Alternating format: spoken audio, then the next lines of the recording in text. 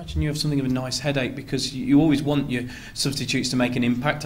That's why you send them on, of course, but it probably gives you something to think about when they make such a good impact going into the next game. I thought all three were fantastic. You know, we had to make an earlier one, more so than anticipated, but half-time we made the change.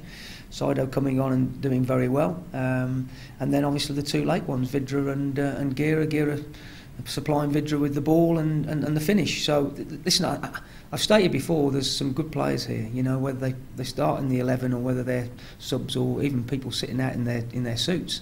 It's a stronger squad as I've known here for 4 or 5 years. There's some good players here, and whoever comes in will inherit a very, very good set of lads. You know, they're very much for one another.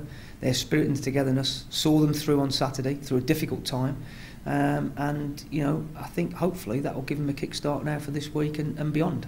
You said it before, you'll need that squad obviously with 2 games down in London, 2 very tough games in such a short period of time. Well, if you look at the turnaround from the end of Tottenham through to the start at West Ham is about 40 hours. So that's unknown, you know. So that's a difficulty.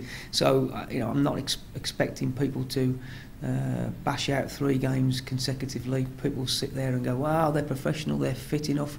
What I'm looking for is a freshness, and I thought we finished strong on Saturday, and I want to do that throughout the 2 games. I want to be fresh and as strong as we possibly can, whoever starts and whoever finishes. Is that fair to say then that there'll be a fair bit of rotation seen over these 2 games? I think I have to. I think I really have to. But you know, equally we don't want to lose sight of what we're after.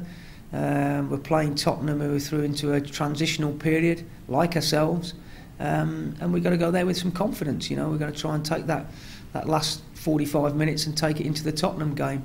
But equally, you've got to have half an eye on the West Ham. And I know you have to cover each game as it comes, but I have to be very careful of who's going to be playing those the duration of the games. You know, it's an interesting one. It's the first time I've had to come across it, but I'm looking forward to it, and I think the players are, and I think that, just said, inheriting the squad is all together, but they all understand who's going to rest and who's going to play, and that's how it should be.